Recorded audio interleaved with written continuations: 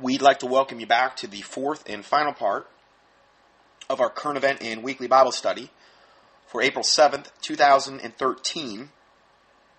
And this is another email/comment I got from a listener, from Susan.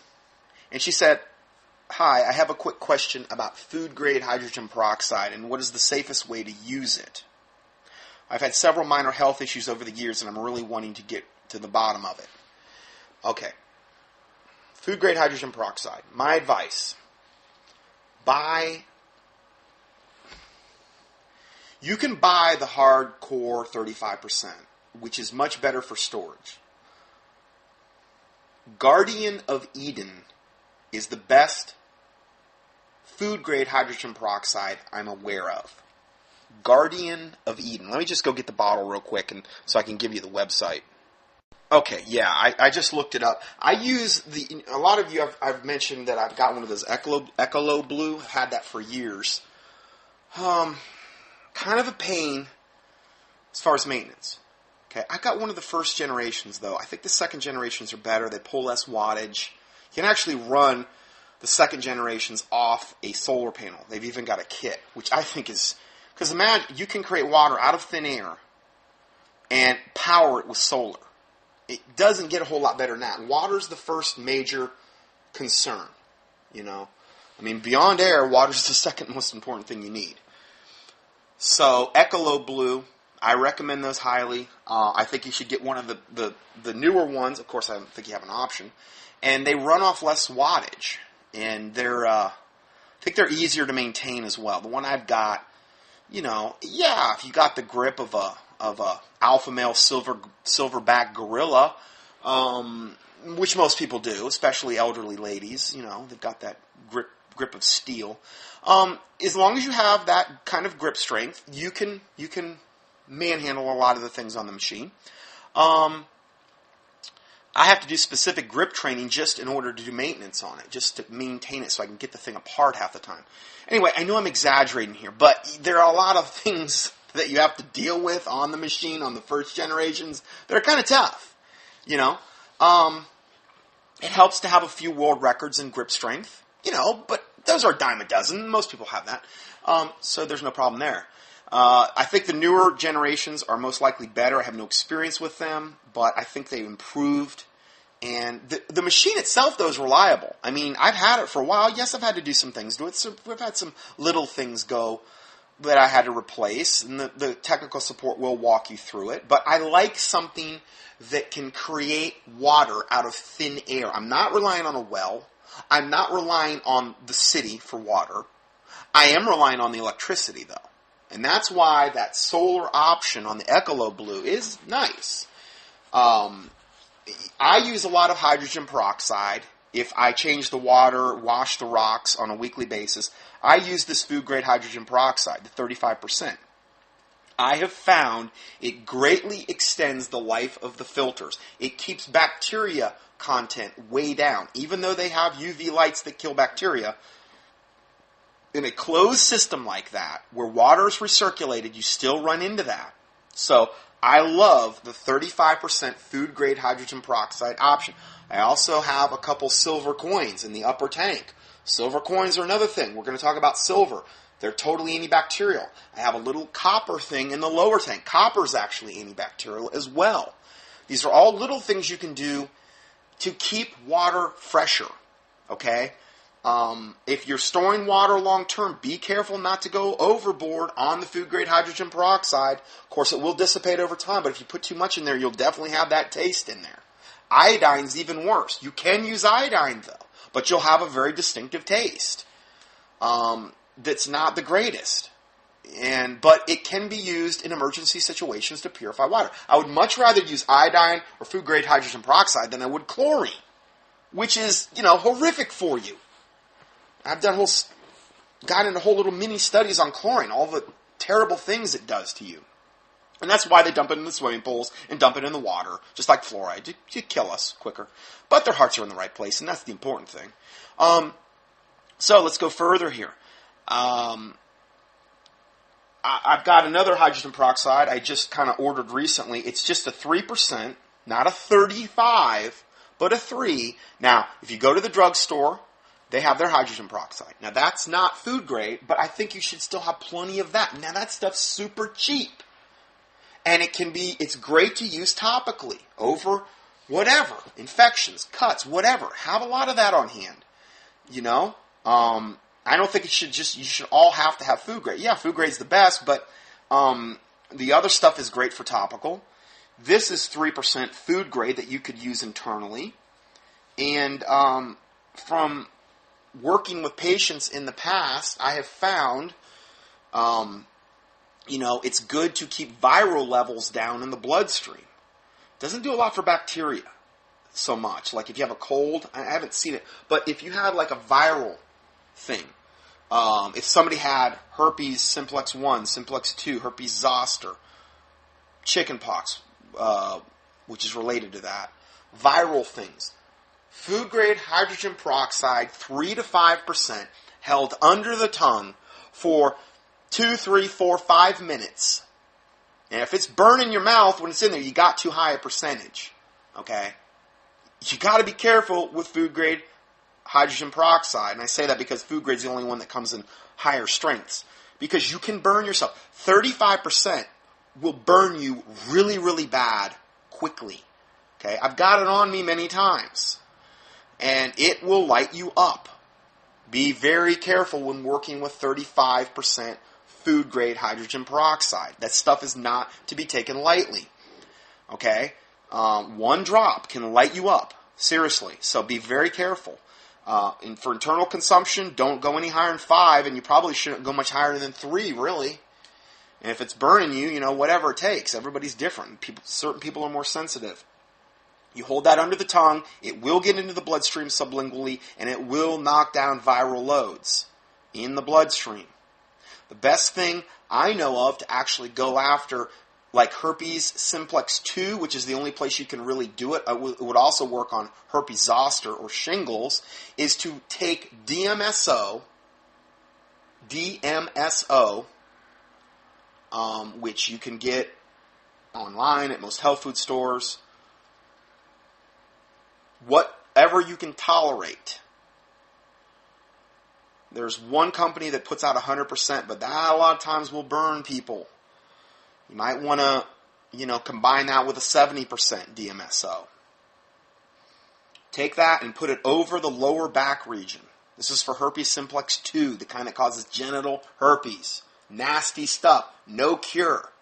No cure that I even know of naturally. Why? Because that virus sequesters itself in the spinal ganglion, in the lower portions of the spine. And whenever you attack it with whatever natural product, it regresses back to the spinal ganglion, and there's almost no blood circulation there. So even something like mild silver protein, you can't get to it because there's no blood flow to it.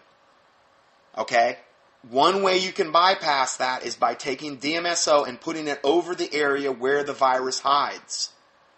Herpes simplex 1 is harder, unless you don't have any hair on your head, because you can actually attack when you put it over the lower spine, you're actually attacking the area where it hides. Herpes simplex 1 would be more the upper part of your neck, the base of your skull. Okay? Where most people have hair over that area, it's harder to get the DMSO on. You put the DMSO on there at least 1 time per day. Let it sit on there for 3, 4, 5 minutes. Let it soak in.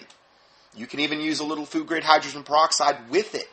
It'll actually enhance the effectiveness of the DMSO. But I like just using straight DMSO to begin with and maybe putting on the other stuff later. It'll start itching. It's a weird feeling. And if you put too much on, too big an area, you will smell like a rotten, dead garlic rat. DMSO will do that to you. If you put too much on, too frequently, too many times per day, you will smell like the most horrific, dead rat marinated in garlic sauce that you could possibly ever imagine. I know I'm painting a pretty picture. I realize that. Okay? I'm just saying, that's a warning. Okay? It's not going to kill you. It's just, you're going to smell terrible. Okay? So, DMSO is very powerful as well. It can also be used for pain control on areas. And again, it's one of the things the lady mentioned about horses. It's been used in the horse equestrian for tons and tons of years. I think the best would be to try to find a medical grade DMSO, but there's hardly anything on the market like that I'm aware of. Anyway, that will knock down a herpes simplex 2 viral outbreak quicker than anything that I know of, and there's no drugs involved. No drugs involved. And some people say that if you do it long enough, you'll actually eradicate the virus totally out of your body. I don't know. I'm just saying I've heard that before. Just using DMSO over the area, and you could do some hydrogen peroxide after the DMSO's been on there for a few minutes. And doing that at least once a day over the area. And over the sacral area, that triangular bone at the base of your spine, and into the lower back. That's where you want to hit with DMSO. That by itself, that little thing that I just said, could save you so much misery if you're battling that. Okay? It's just little things I picked up over the years of, working with patients and stuff. So anyway, that was my thing on food-grade hydrogen peroxide. Now, boy, I better really get going here. I'm going to run out of time. Then she says, I just want to say no one should be without the mild silver protein. Now, that's the Envive mild silver protein I've been advocating that I talked about in my avian flu presentation. I'm not soliciting this. This is what she said. The children in my daycare were all sick with the flu, and the second strain has circulated. I warn the parents every year, but there's always one to not heed the warning. Not only did she get her child the flu vaccine, but the spray to make matters worse, and it sure did. I'm assuming she's referring to the nasal spray flu vaccine, which is another thing they have. She says, thank God I've been fine. Taking silver every day coupled with prayer, I would have definitely caught something. I would say if you're going to add one thing into your protocol, if you're going to do a little bit of silver every day, and you really only need on the silver, if you don't have any overt immune system issues, 10 drops of the 5,000 part per million a day. 10, 15. You don't need much. And a bottle will last you a long time if you're consuming 10 drops a day. There's like 2,500 to 3,000 drops per bottle or something. It's a lot, okay? So it's a good amount. This is something I want to mention. I had said before the product lines that I had, they phased out Right Foods. And there was the C500 a lot of my listeners had gotten. Okay, the C500 from Right Foods. Very, very good. The crossover product they've used is called the C400 by Innate. Now, the tablet sizes are about twice as big, so they're a little larger. Okay, that's something that some people may not like. And it's more expensive. But you're getting about double the tablet size per tablet, okay? And I would have to say that it's about 2 to 3 times better per pill, more effective, than the C500. How would I know that? Because my immune system was the reason I got into alternative health. I'm very sensitive about what works with nutrition, particularly clinical nutrition, particularly because these are things I've taken for years. I noticed when I added in the whole food vitamin C to my protocol, I needed way less silver. Okay? I take silver now primarily just to keep candida loads in check in my body, because once somebody is prone to candida in the bloodstream, which is where candida gets into yeast, and pretty much everybody's walking around got it, it will tend to come back unless you're eating like a zero-carb diet, which most people don't do. Okay? I don't either. I feel terrible off Atkins-type diets. Horrific. Tried it. I mean, even when I tried to get into ketosis, just a tiny bit, I about died. I felt like I was going to die. I was literally on my knees. Anyway, I couldn't walk. That's how bad it is for me. Some people don't do good on Atkins or ketogenic diets. Period. Okay? Not for everybody. What was my point, though, here? Anyway, taking a good whole food silver and or some D3, which I've talked a lot about that as well, whole food D3. A whole food vitamin C and a whole food D3. I think this, for me, and this isn't true for everybody, the C seems to be the biggest thing that my system needs. if you're under a lot of stress, or if you've been prone to fatigue in your life, and you've been prone to really responding well to caffeinated products, the reason that is because caffeine stimulates the adrenal glands. The adrenal glands are a storage depot or a processing center for vitamin C in the body. We can't store vitamin C as humans. Okay, animals can. We can't. But the adrenal glands nonetheless still play a large part in vitamin C utilization in the body. It's burned up in the adrenals. If you're under a lot of stress, you're going to need more vitamin C. If you're a smoker, you're going to need way more vitamin C. If your immune system's deficient, you're going to need a lot more vitamin C. I have found that for me, I take 1 to 2 of these new C400 tablets per day, and I think it's the best C product I've ever taken in my life. I think it's better than the C500 by 2 to 3 times. It's more expensive, but you're getting more for your money. It comes in a 90 and a 180 count bottle. Now, when I did my little thing on the nutritional products, I transitioned over to, I don't know, some months back, and I'm going to give you the links to those teachings. These, I still had some C500. Okay, now I've had a chance to be on the C400, and I really believe it's superior. Best whole food vitamin C product I've ever taken. Excellent. And I need to take, and I don't take near as many of them as I was on the C500. So, anyway, for what it's worth, I wanted to throw that in as well. Okay, so going further. Now, here, I give you the link to my presentation. This is as close that I'm going to be able to get you right now, unless you go to the Prophecy Club and order my 06 presentation on avian flu, Killer of Millions. It's the only place you can find it that I'm aware of. It's avian bird flu, what to expect and how to prepare. Full version. It's my PowerPoint presentation. It's my updated PowerPoint presentation. So it's really better than what I did at the Prophecy Club. Plus, it's free. It's online. It's free. It's at YouTube still. Okay? And then also my presentation I did on colloidal silver, mild silver protein, its uses and history. Okay? Because that's important to understand that it was used by the medical profession up until the time they realized that, hey, this cures stuff and we can make a whole lot more money off this drug called antibiotics. And that was when the modern day of antibiotics came in around the 1938 Food and Drug Administration takeover of the medical system. So I get into that in the presentation. If you're going to have one thing on hand for like this pandemic situation that I said before, I would have to say the 5,000 part per million in Vive mild silver protein, which right now currently has an expiration date of around 2026.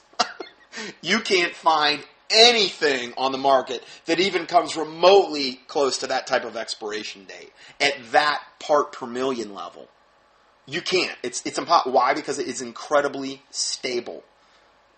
An MD actually figured out how to stabilize it, and he said God showed him how to do it. He was assassinated not too long after that. Okay, so this is serious stuff we're dealing with here. And that's what I would have on hand. 5,000 part per million. I give you a link to my website on that. It's actually a website the company put up for me when I did the tour in 06. Because I was like, listen, I can't handle getting into orders and stuff. Can you just do this, and then that way you can process this for me? And they did. And I'm the only doctor they've ever done that for. Anyway, if you do order through me, I still have the special going that I had talked about before on $95 per bottle. If you order 1 to 5 quantity, and then over that, 6 or over, it's $85. Plus you get free shipping in the United States. Sorry, I don't ship outside of the country. Just can't get in all the paperwork, can barely keep up with it as it is. But if you do need to order from outside the company, just go to my website. The link's here. It's dr-johnson.com. And they ship anywhere in Vive. So, March 1978, issue of Science Digest, in an article entitled Our Mightiest Germ Fighter, reported an antibiotic kills perhaps half a dozen different disease organisms, but silver kills some 650. resistant strains fail to develop. And that's the key of why antibiotics are falling more and more out of favor, because there's all these super strains because of the overuse of antibiotics that have mutated and developed because of the overuse of antibiotics, that the antibiotics won't kill them anymore. But silver still will. UCLA Medical Center says colloidal silver killed every virus that was tested in the lab. I'll give you another link here about the truth about mild silver protein, and then actual mild silver protein scientific medical studies. And there's been many of those done. Links here if you're interested there. There's also, for people seeking help for specific diseases, maladies, and health problems, they can go to my website, Dr. Dash sign, not the word dash, but like a hyphen symbol, dr-johnson.com. Click on Doctor's Desk Reference at the top of the website. The maladies and diseases are in alphabetical order with specific instructions relating to each problem. Okay, so that's a lot of information there. Now, I also get into the new products that I'm talking about in parts 3 and 4 of the teaching I did recently entitled Transhumanism, DNA, Vaccinations, the Flu Epidemic, and Proactive Health Measures. I give you all 4 parts here, but I highlighted 3 and 4 if you wanted to know more about that. Okay, let's go further. This is from a listener named Debbie. She said, "Dear Dr. Johnson, the recent article that came out about Pandemrix swine flu shot causing European children to develop narcolepsy states, Emily Olson is plagued by hallucinations and nightmares. When she wakes up, she's often paralyzed, unable to breathe properly or to call for help. As well as life-limiting bouts of daytime sleeplessness. Narcolepsy brings nightmares, hallucinations, sleep paralysis, and episodes of cataplexy, which, when strong emotions trigger, a sudden and dramatic loss of muscle strength." She says, "I was not previously aware narcolepsy caused these symptoms." Actually, I don't think when narcolepsy first came out as a disease, or whatever they want to call it, process, that it did have these side effects. I had patients with narcolepsy, and I'm not being prejudiced, but typically they were overweight patients, severely overweight, that weren't getting enough oxygen at night. Every time you put on a pound of fat, your body has to grow, I don't know how many more miles of capillaries. Okay, so the more fat you have on you, the more blood your body has to produce, the more capillaries are there. And also, if you're fatter, you're going to be more likely that the arteries are going to be clogged up with, the plaquing. That's another thing. So they're not getting enough oxygen at night into their body. And this is what narcolepsy will typically tend to cause, And because they're not getting enough restful sleep at night, then they start to sleep uncontrollably during the day. But when it first came out, it wasn't associated with all this other stuff. Hallucinations, sleep paralysis, these are demonic. You want to hear about my bout with sleep paralysis, my one-time bout with sleep paralysis? Key in supernatural in the keyword search box at contendingfortruth.com. When the angel of death was at the foot of my bed, yeah, that's what caused it with me. And I guess that was a nightmare. Of course, it was real. And I was having sleep paralysis like you couldn't believe. But I totally associate that from practical experience with devils, evil. Okay? However, when I read this, I recognized this is from Debbie, my listener. I recognize these symptoms personally not as narcolepsy, but as demonic oppression. Yeah, absolutely. Both my husband and myself, when we were first saved, came under strong demonic attack, and these are the same symptoms we experienced. Which you have stated many times, that putting human DNA and animal DNA, as well as the others witch's brew of substances contained in vaccines, into our bodies would probably carry a negative spiritual component to it. Absolutely. So in other words, these people that are getting these Pandemrix swine flu shots in Europe, the children, are getting this unbelievably demonic form of narcolepsy after they're getting the swine flu shots. And these are children. These aren't like typical narcolepsy case, somebody way overweight where there's a physiological reason why they should be getting the narcolepsy. Okay? That's just further proof that this is absolutely, totally demonic and how wicked, evil, and demonic vaccines are. I mean, when you got vaccines cultured off aborted babies, and there's at least 17 that are, literally cultured off aborted babies. That's the culturing medium. Don't believe me? Get a PDR, physician's desk reference. Look up like Miravax or Verivax. Or, again, if you want to see the actual vaccines at the time. I'm sorry I got interrupted. My fries were done. So I had to go to my deep fryer and get my fries out so I could have my deep fried treat. I had some Twinkies in there too, deep fried Twinkies and deep fried pig's feet, which on a stick are just, wow, amazing. Just kidding. Just made that whole thing up. Anyway, so getting back to this. This is totally demonic, okay? It has to be demonic for all this stuff to happen. Hey, I get my Pandemrix, nice name. Pandemrix, like pandemic? Well, it's kind of honest. It's what's going to cause the pandemic. You know, it's like I Am Legend with Will the Thrill. You know, where everybody that got the vaccine, oh yeah, we didn't get cancer, but now we turn into like brain-eating zombies. Oh hey, you know, it's a minor side effect. It's a minor setback. There was only like, you know, hardly anybody left because everybody got the vaccine.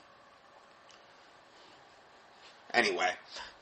It just goes to show you that there's an absolute total correlation here between all these horrific side effects and the vaccine. So,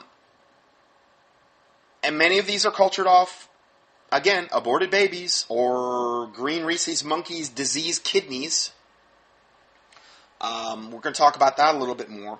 Anyway, I was explaining to you about the human diploid cells. Just key in Miravax, Verivax.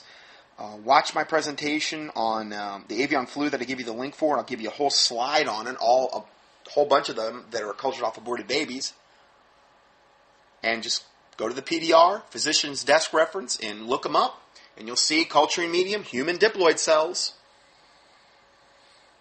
What are the spiritual implications of getting a vaccine that's been cultured off an aborted baby? I would say only God knows, but, you know, it's one of those things you just can't see the devils. Unless you got your third eye open, and I don't advise that. So, it's not good. It's not good at all. Going further, she says, I personally do not believe these particular symptoms mentioned here, experienced by these children, are physical, but that the vaccines corrupted them spiritually and opened them up to demonic oppression, and this is what they are experiencing. I would like to know your thoughts on this. I totally agree, and I kind of just gave my opinion on it all. So yeah, fun stuff. I advise getting as many vaccines as humanly possible in the shortest amount of time, and then that will really help you in your health, and it'll help you with your walk with the Lord, and it's all good. It's all good. Anyway, sorry, I can't be but a little bit sarcastic when it comes to these issues because they're so flagrantly evil that, you know, I'm just funny that way. So, let's go further into the next article. Okay, so the next report is entitled FDA approves first GMO flu vaccine containing a reprogrammed insect virus. So again, what's not to like here? You know, where do I sign up? GMO, genetically modified organism from a reprogrammed insect virus. Hey, I mean, you know, you get the vaccine, you turn out like that guy on The Fly. You know, where you slowly start becoming a fly or some type of insect. Other than that, you know, it'll be fine. I'm sure there's no spiritual implications of injecting a genetically modified organism, GMO, Franken creature insect virus into your system. You know. A new vaccine for influenzas hit the market, and it's the first ever to contain genetically modified proteins derived from insect cells. According to reports, the U.S. Food and Drug Administration recently approved the vaccine because we know the FDA has our best intentions in the forefront of its thought pattern. This is known as Flublok. which contains recombinant DNA technology and an insect virus known as a baculovirus that is purported to help facilitate the more rapid production of vaccines. That's what we need. We just need more rapid production at any cost. But again, they're just trying to kill us. They're of the father of the devil, Satan. They're just doing his dirty work.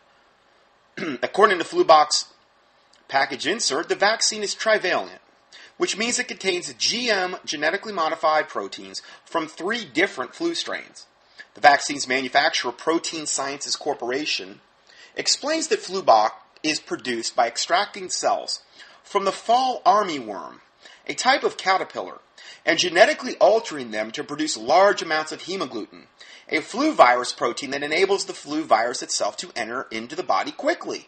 So that's what we want. We want that component that allows the flu virus to enter into our body more quickly, so it can infect us and kill us quicker. Sounds great.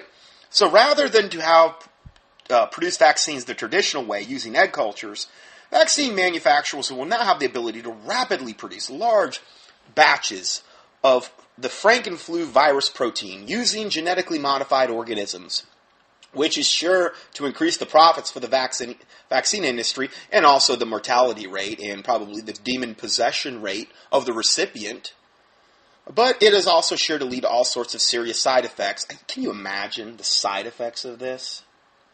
I can't even imagine. Reminds me of that show, The Fly, where it was the Goldberg guy literally slowly turns into a fly, an insect. Kind of reminds me of that.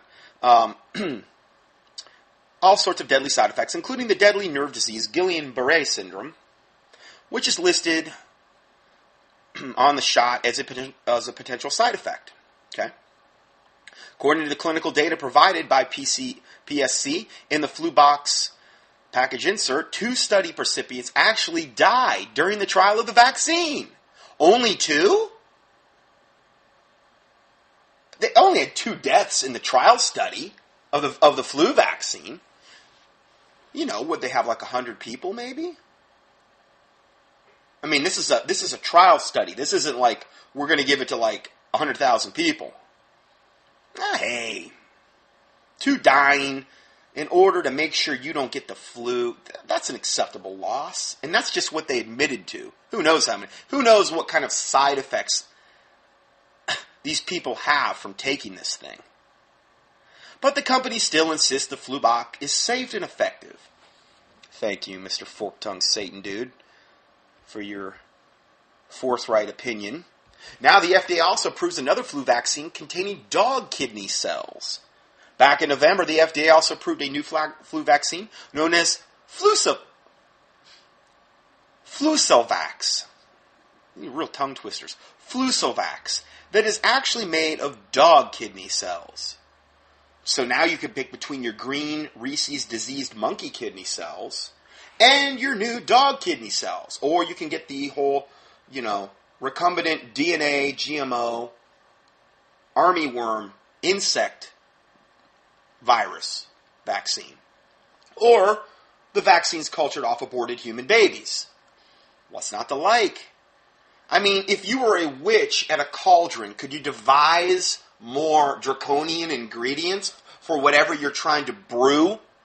That's not even talking about, like, the mercury that are in the vaccines. So much so that if you drop one of the vaccines prior to them and injecting it into your bloodstream, you technically, and hazmat teams have been dispatched to where they break one vaccine because there's enough mercury in one vaccine to facilitate a hazmat team coming out to do a cleanup. Oh, there's no red flags with that. But it's okay to inject it into babies. Yeah, their systems can take it. They're tough little buggers, They can handle it. And all the aluminum that, causes Alzheimer's and, cancer and, all of the other horrific garbage, squalene, and you go on and on and on. I've touched on a lot of the things that they inject into us, or inject into people that receive these, and it's unbelievable. So, this is what we're dealing with now.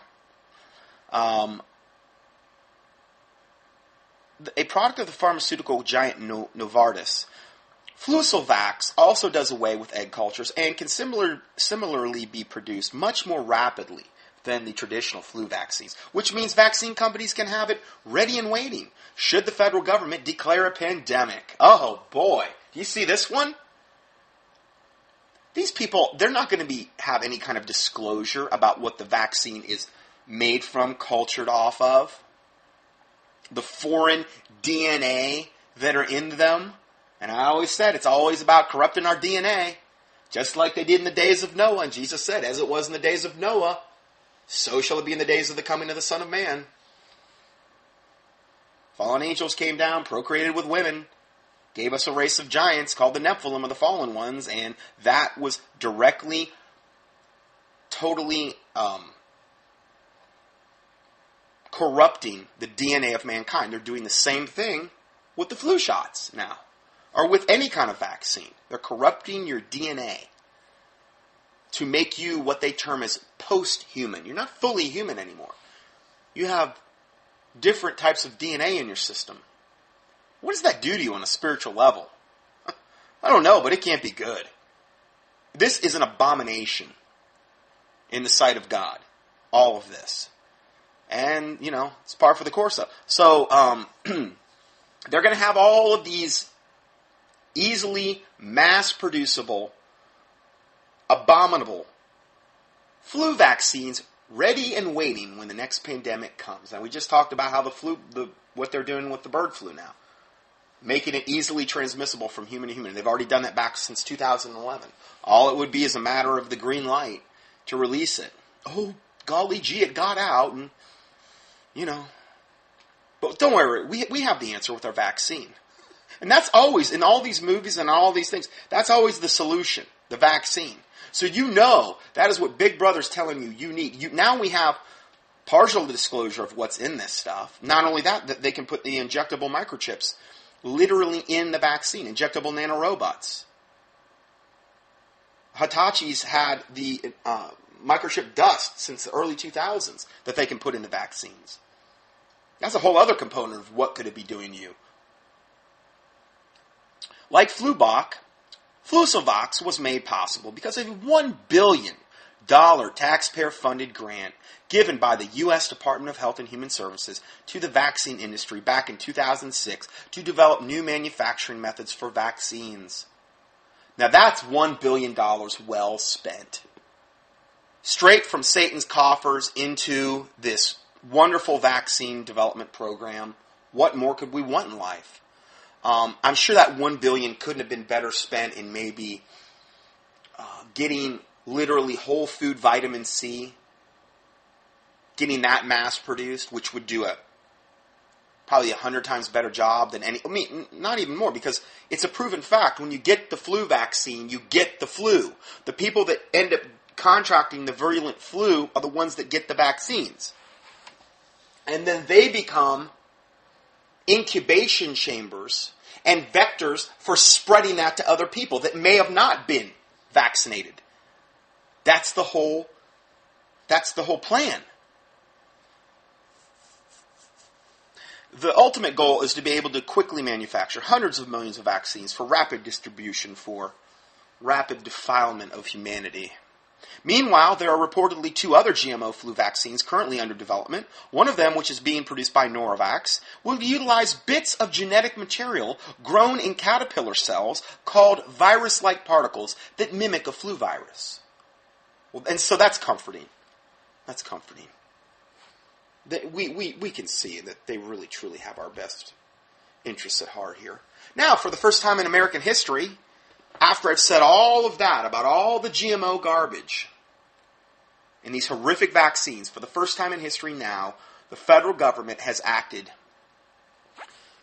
to prevent anyone or any organization from suing a private company, being Monsanto. No wonder they need protecting now. So this has actually been done.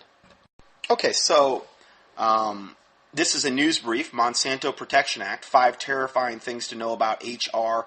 933 provision. Isn't it fun me having to report on all of these wonderful provisions the government's ramming through on a daily basis, every one of them seem to be just totally, purely satanic. Overtly Luciferian, pure, malevolent evil. Every one of them now. It's like, it's not even any gray areas anymore. It's all black. It's all evil. The Monsanto Protection Act is the name the opponents of the farmers' insurance provision have given this terrifying piece of policy. And there's a little video here. I got this from Cutting Edge. It's called The World According to Monsanto that they sell. From Agent Orange to genetically modified crop, the biotech giant with your best interests at heart. That's the phrase I just used. If you want to know more about that, you can click on that. Anyway, this is known as the Monsanto Protection Act. President Obama signed a spending bill, H.R. 933, into law on Tuesday that includes language that has food and consumer advocates and organic farmers up in arms over their contention that the so-called Monsanto Protection Act is a giveaway to corporations that was passed under the cover of darkness. Well, that's why they do things of darkness, because their deeds are evil, as the Bible says. This author then lists the five most terrifying aspects of the new law. Remember, Monsanto wrote the bill. So it's like, here's Satan. We want you to write. And Monsanto is arguably the most evil company on the planet. Everything they're about is pure evil, essentially. Okay? So I could do probably a 10-part teaching on Monsanto if I just wanted to devote 10 parts to one subject. That's how evil they are. I've reported on them many times in the past. If you're not aware of them fully, key in Monsanto in the keyword search box at contendingfortruth.com. Or go up to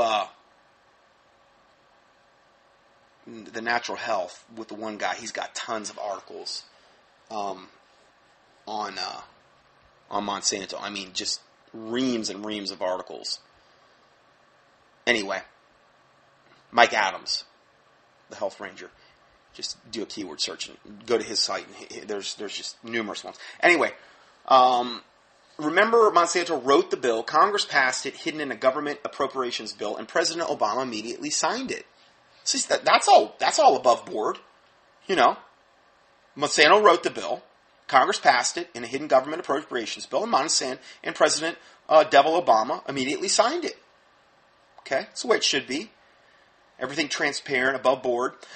Number one, the Monsanto Protection Act effectively bars federal courts from being able to halt the sale or planting of controversial genetically modified or genetically engineered seeds, no matter what health issues may arise concerning GMOs in the future. Oh, man. It bars federal courts from being able to halt the sale or planting of controversial GMO or GE seeds, no matter what health issues may arise in the future. Don't you dare even think about suing us. We're going to kill you. We're going to force you to eat our garbage frankenfood, essentially, because most people don't. This isn't going to be labeled. And we're going to watch you die and laugh. I'm translating. And you can't do a stinking thing about it. What we can do is get on our knees and pray that God rain down his fury on Devil Obama, on all these wicked Illuminati, on the 13 families, on these wicked evil corporations, that God thrust them down to hell, where they belong. That all men would see and fear and declare the work of God, that they would wisely consider of God's doing, and that the righteous would be glad in the Lord, trust in him, and all the upright heart would glory, like Psalm 64 says. To literally pray Psalm 64 regarding this, which prays for protection of us and our families, and also pray that God would rain down his fury on the wicked. The wicked go astray from the womb as soon as they be born. They speak lies as soon as they be born, is what the Bible says. God hath made all things for himself, yea, even the wicked for the day of evil. These are just wicked, evil, unredeemable, soulless slime buckets. And when God judged wickedness, wickedness, good things always happen. Always. People get saved. Righteousness prevails. You know, you could go on and on. The fruit of God judging wickedness in the Bible. Number 2, the provisions language was apparently written in collusion with Monsanto. Of course. 3, many members of Congress were apparently unaware that the Monsanto Protection Acts even existed within the bill they were voting on. So they were fully informed. The H.R. 933 was a spending bill aimed at averting a government shutdown. Oh, we couldn't have that. And ensuring that the federal government would continue to be able to pay its bills. Oh, well, they borrow like 60 cents of every dollar or something now? We got to make, I mean, of all examples on the planet, the American government, as far as the way they manage money. If members of Congress vote on bills they do not read, America's in deep trouble. In fact, most congressional members did not read Patriot Act 1 before they voted to approve it. One of the reasons all bills are written in the language of the lawyers is that it is difficult to wade through and it is also very long. Of course, that's why they do it. You ever try to read highly technical legal documents? I mean, it's maddening. Unless you're a lawyer, I guess. 4, the president did nothing to stop it either. On Tuesday, Obama signed H.R. 933. Well, of course not. He's on the dole. He's on the payout for them.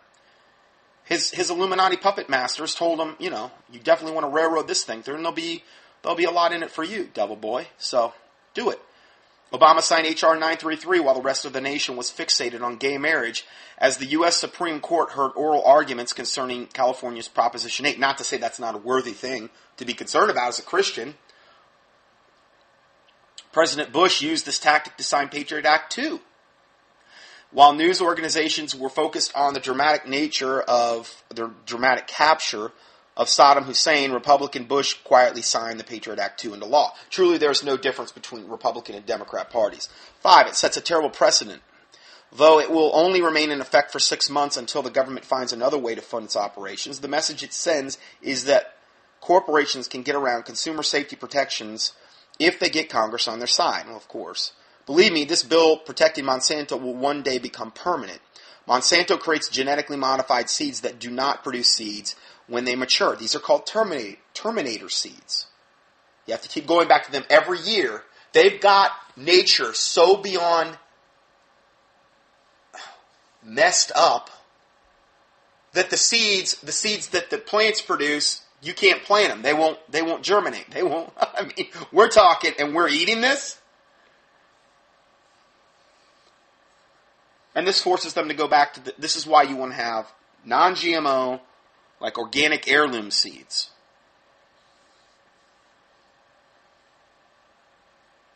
If you're going, to have that as a potential way if you ever get to a point where you can plant a garden. Further, GM crops have been shown to produce horrific side effects. And research is just now beginning to address this issue. We just talked about the GMO vaccines they're giving now. The appearance of a company like Monsanto is another sign of the times, alerting us that the end of the age is clearly upon us. Next report. Oh, I'm getting down on time. Genetically modified wheat now being developed may permanently turn off human genes. So this is good. This is good. Are the global elite planning to use common food as a common weapon of mass destruction? Obviously.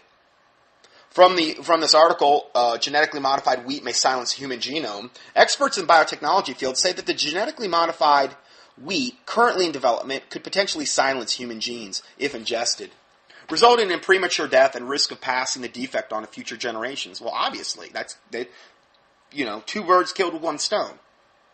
They silence the genome, kill the person prematurely, and then probably sterilize and or, at bare minimum, pass on massive birth defects to their descendants. What's not to like? The wheat developed by the Commonwealth Scientific and Industrial Research Organization, or CICERO, is engineered to turn off undesirable genes permanently. Nothing like playing God. Whenever science tries to play God by changing the way the body works, it makes mistakes that result in far more damage than if they had just left God's creation alone. And when you add the inherent evil nature of man, you can easily see how rogue scientists can deliberately develop ways to kill man rather than save him. Let us now return to our featured story for the more horrific details. The real danger behind this genetically modified variety of wheat is that scientists used double-stranded RNA, which is similar to DNA, okay, but this is called ribonucleic acid. Double-stranded RNA to achieve their desired results.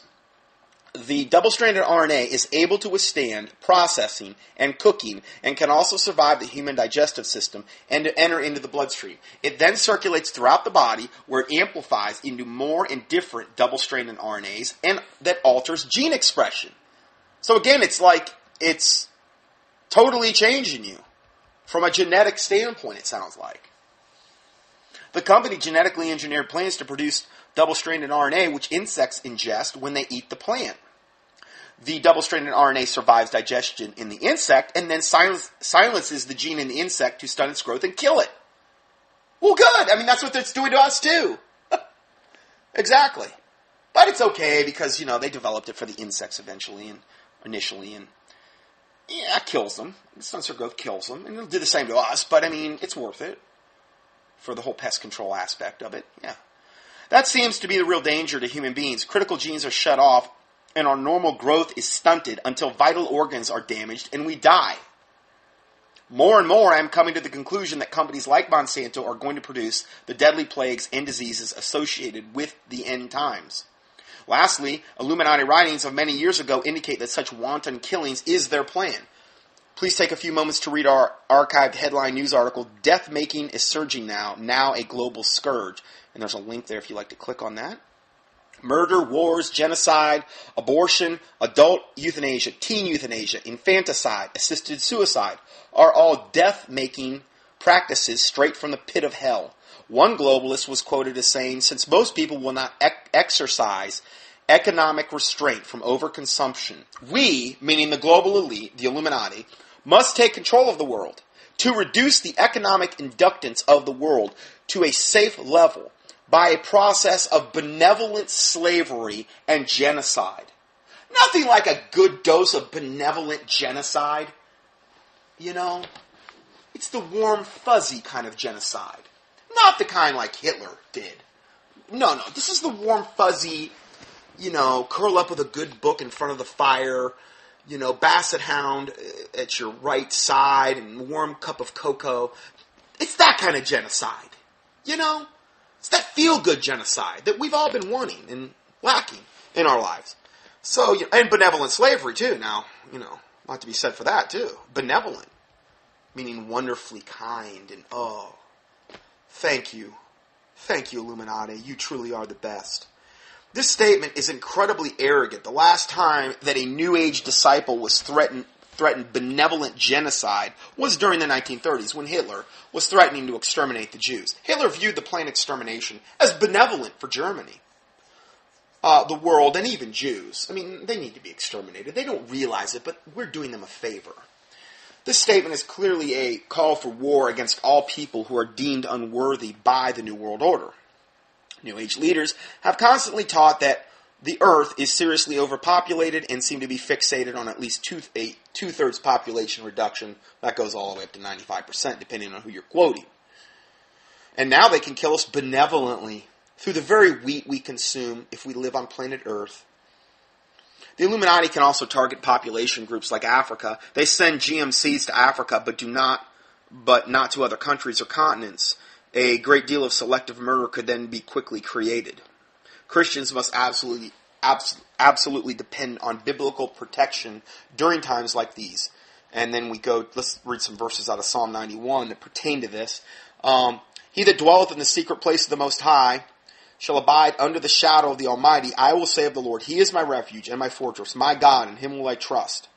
Surely He shall deliver thee from the snare of the fowler. And these are all snares of the fowler we're talking about here. Okay? And from the noisome pestilence. Pestilence. Now, Jesus said, in the end times, there's going to be wars and rumors of wars and earthquakes in diverse places and plagues and pestilences.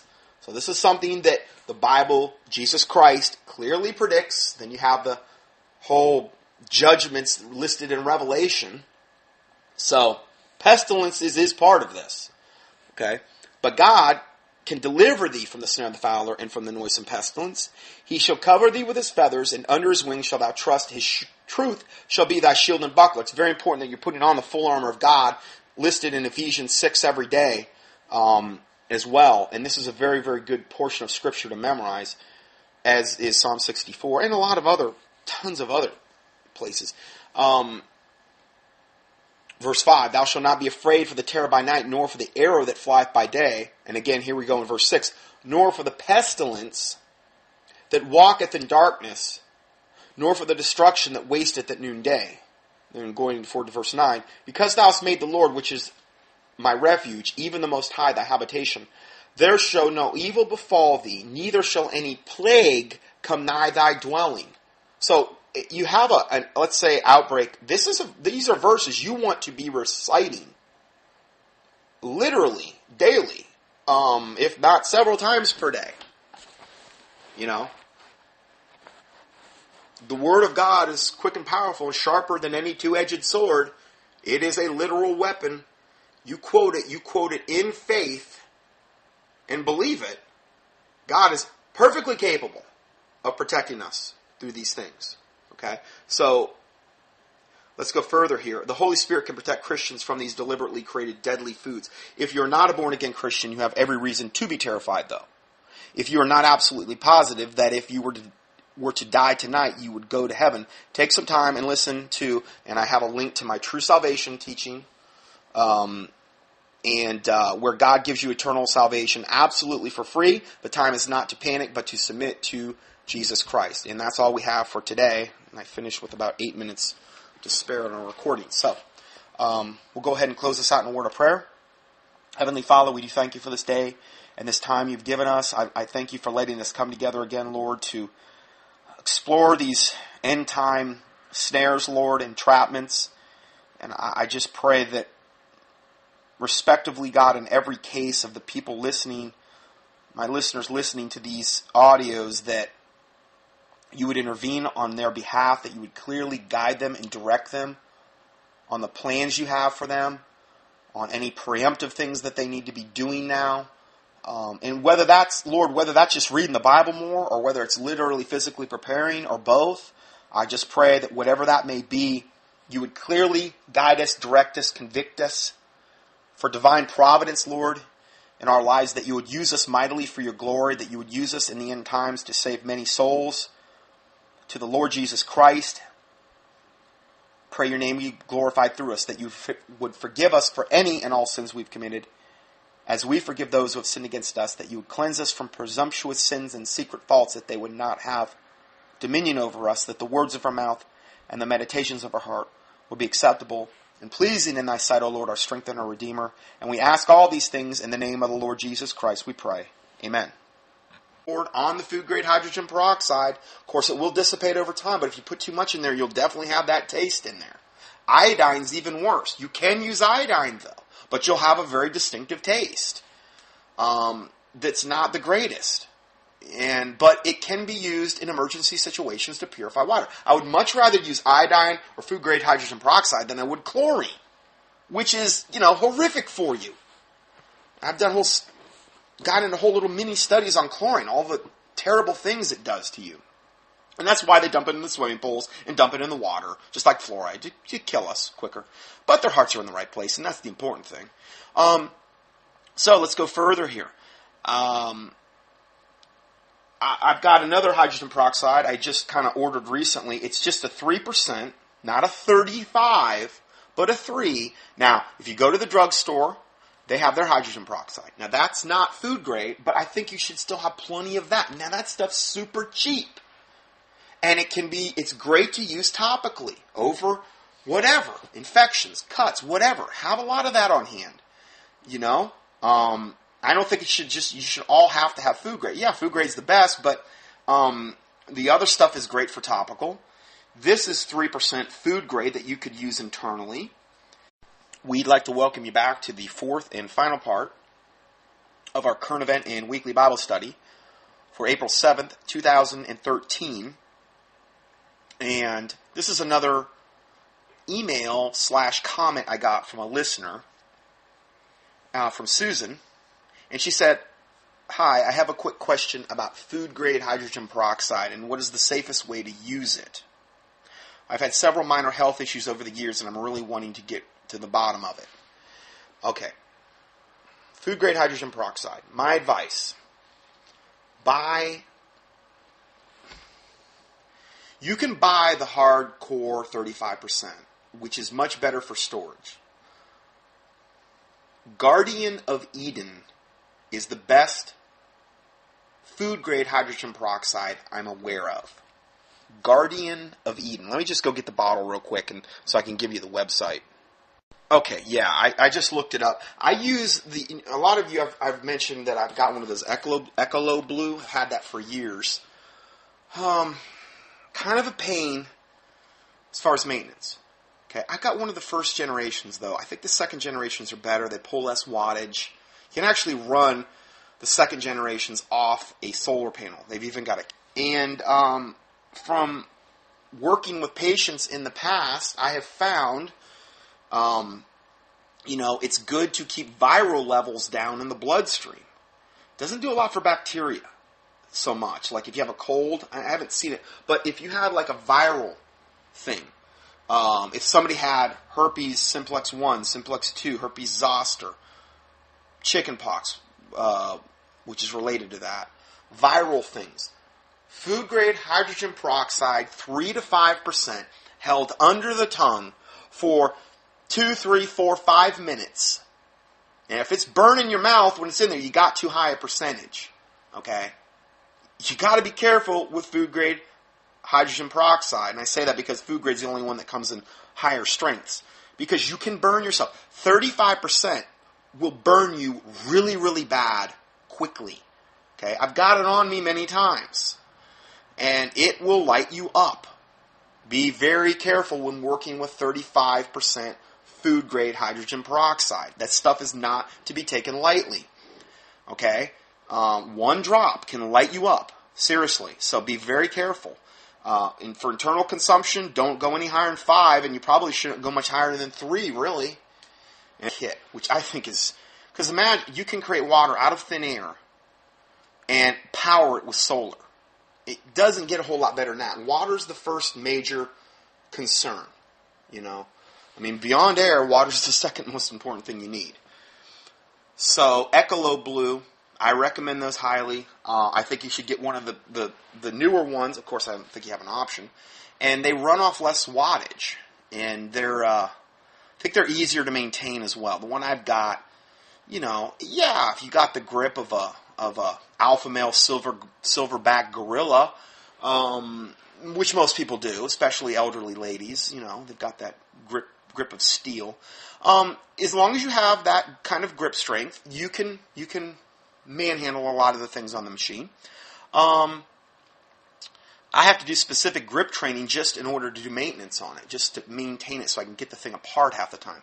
Anyway, I know I'm exaggerating here, but there are a lot of things that you have to deal with on the machine, on the first generations, that are kind of tough, It helps to have a few world records in grip strength, but those are a dime a dozen. Most people have that. So there's no problem there. I think the newer generations are most likely better. I have no experience with them, but I think they've improved. And the machine itself, though, is reliable. I mean, I've had it for a while. Yes, I've had to do some things to it. So we've had some little things go that I had to replace, and the technical support will walk you through it. But I like something that can create water out of thin air. I'm not relying on a well. I'm not relying on the city for water. I am relying on the electricity, though. And that's why that solar option on the Ecolo Blue is nice. I use a lot of hydrogen peroxide. If I change the water, wash the rocks on a weekly basis, I use this food-grade hydrogen peroxide, the 35%. I have found it greatly extends the life of the filters. It keeps bacteria content way down. Even though they have UV lights that kill bacteria, in a closed system like that, where water is recirculated, you still run into that. So I love the 35% food-grade hydrogen peroxide option. I also have a couple silver coins in the upper tank. Silver coins are another thing. We're going to talk about silver. They're totally antibacterial. I have a little copper thing in the lower tank. Copper is actually antibacterial as well. These are all little things you can do to keep water fresher, okay? If you're storing water long term, be careful not to go overboard.